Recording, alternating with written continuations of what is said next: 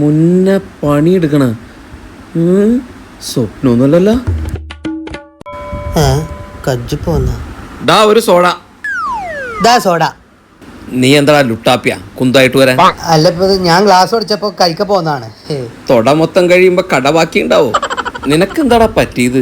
പണിയൊക്കെ എടുക്കണ്ടല്ലോ. എനിക്ക് നിങ്ങളോട് വർത്താനം പറഞ്ഞിരിക്കാൻ സമയമില്ല, എനിക്ക് കുറെ പണികളുണ്ട്. ഈ ടേബിള് തുടക്കാൻ ഇവിടെ ആരുമില്ലടേ. സത്യം പറടാ, എന്ത് കാര്യം നിനക്ക് സാധിക്കാനുള്ള?